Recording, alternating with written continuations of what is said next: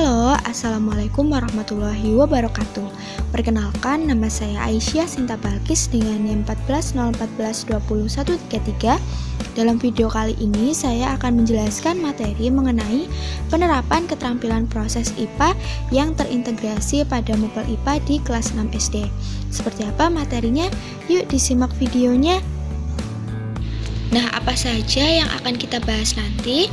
Yang akan kita bahas nanti di sini ada yang pertama, apa pengertian keterampilan proses IPA, kemudian yang kedua, jenis-jenis keterampilan proses IPA, dan yang ketiga, bagaimana penerapan keterampilan proses IPA di kelas 6 SD. Nah, untuk yang pertama di sini kita akan membahas mengenai pengertian keterampilan proses IPA. Keterampilan proses IPA adalah keterampilan siswa untuk mengelola perolehan belajarnya yang didapat melalui proses belajar mengajar yang memberikan kesempatan lebih luas kepada siswa untuk mengamati, menggolongkan, meramalkan, menerapkan, merencanakan, dan mengomunikasikannya. Keterampilan proses di sini ada dua, yaitu keterampilan proses dasar atau basic skills, dan yang kedua keterampilan proses yang terintegrasi atau integrated skills.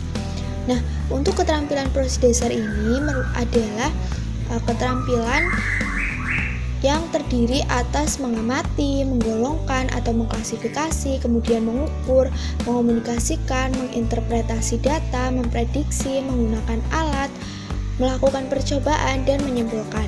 Sedangkan jenis-jenis keterampilan proses IPA yang terintegrasi meliputi merumuskan masalah, mengidentifikasi variabel, mendeskripsikan hubungan antar variabel, mengendalikan variabel, dan lain sebagainya. Kemudian ada jenis-jenis keterampilan proses IPA. Dalam pengajaran dengan pendekatan keterampilan proses IPA di SD dilaksanakan dengan beberapa langkah. Yang pertama seperti observasi. Observasi ini merupakan kegiatan yang bertujuan untuk melakukan pengamatan yang terarah tentang gejala atau fenomena sehingga mampu membedakan yang sesuai dan yang tidak sesuai dengan pokok permasalahan. Sedangkan yang kedua, ini ada mengklasifikasikan. Mengklasifikasi ini merupakan kegiatan yang bertujuan untuk menggolongkan sesuatu yang berdasarkan syarat-syarat tertentu. Kemudian yang ketiga, ada menginterpretasikan atau menafsirkan data.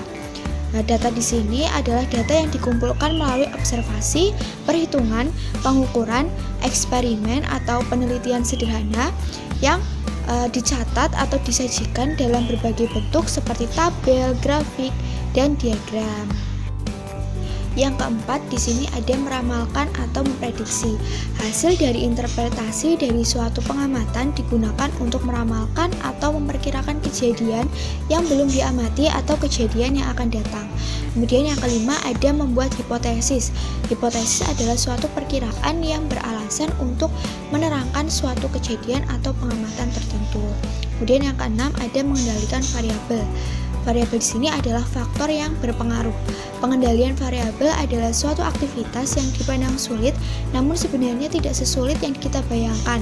Hal ini tergantung dari bagaimana guru menggunakan kesempatan yang tersedia untuk melatih anak mengontrol dan memperlakukan variabel. Kemudian yang ketujuh, ada merencanakan penelitian atau eksperimen. Eksperimen di sini adalah melakukan kegiatan percobaan untuk membuktikan apakah hipotesis yang diajukan sesuai atau tidak. Kemudian yang kedelapan, menyusun kesimpulan. Kegiatan ini bertujuan untuk menyimpulkan hasil dari percobaan yang telah dilakukan berdasarkan pada pola hubungan antara hasil pengamatan yang satu dengan yang lainnya. Kemudian yang kesembilan, ada menerapkan atau mengaplikasikan konsep. Mengaplikasikan konsep ini adalah menggunakan konsep yang telah dipelajari dalam situasi baru atau dalam menyelesaikan suatu masalah. Misalnya, sesuatu masalah yang dibicarakan dalam mata pelajaran yang lain. Kemudian yang ke-10, mengomunikasikan. Kegiatan ini bertujuan untuk mengomunikasikan proses dari hasil perolehan kepada berbagai pihak yang berkepentingan, baik dalam bentuk kata-kata, grafik, bagan maupun tabel secara lisan maupun tertulis. Selanjutnya di sini ada contoh kegiatan penerapan keterampilan proses IPA di kelas 6 SD melalui observasi. Di sini ada contoh kegiatan yang dapat siswa lakukan. Saya mengambil tema 1, subtema 1, pembelajaran 1 dengan KD 3.1 membandingkan cara perkembangbiakan tumbuhan dan hewan. Kemudian 4.1 menyajikan karya tentang perkembangbiakan tumbuhan dengan indikator 3.1.1. Siswa mengetahui cara penyerbukan tumbuhan di alam sekitar. 3.1.2 siswa membuat gambar tumbuhan di alam sekitar dan bagian-bagiannya. Nah, untuk judul kegiatannya adalah perkembangbiakan generatif. Tujuan dari pembelajaran atau kegiatan ini adalah siswa dapat mengidentifikasi perkembangbiakan generatif melalui gambar yang dibuatnya dan fungsinya dengan benar. Kemudian, alat dan bahan yang digunakan adalah alat tulis dan tumbuhan di lingkungan sekitar siswa. Untuk langkah-langkah dari kegiatan ini adalah yang pertama, amati lingkungan di sekitarmu. Pilih salah satu tanaman yang sedang berbunga. Kemudian yang kedua, gambar bagian-bagian bunga serta tulislah cara penyerbukannya. Kemudian yang ketiga, tulis bagian-bagian dan penyerbukannya pada kolom yang tersedia atau pada tabel pertama. Kemudian yang keempat, carilah informasi tentang manfaat perkembangbiakan generatif dan tulislah dalam kolom seperti yang tersedia atau tabel kedua. Selanjutnya di sini ada bagian hasil kegiatan. Di sini siswa dapat menggambarkan dan menuliskan gambar bagian bunga dan cara penyerbukannya pada tabel pertama. Kemudian di tabel kedua, siswa dapat menuliskan informasi-informasi atau informasi dari manfaat penyerbukan generatif. Nah, itu tadi penjelasan materi penerapan keterampilan proses IPA yang terintegrasi pada MUPEL IPA di kelas 6 SD.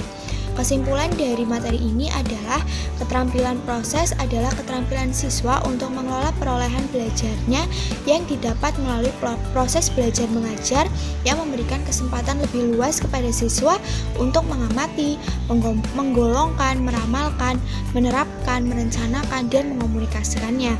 Mengajarkan bidang studi IPA berupa produk atau fakta, konsep, dan teori saja belum lengkap karena baru mengajarkan salah satu komponennya. Melalui keterampilan proses, ini siswa diberikan kesempatan untuk melakukan pengamatan terhadap objek fisik yang ditunjang oleh interaksi dengan teman sebayanya dan difasilitasi oleh guru.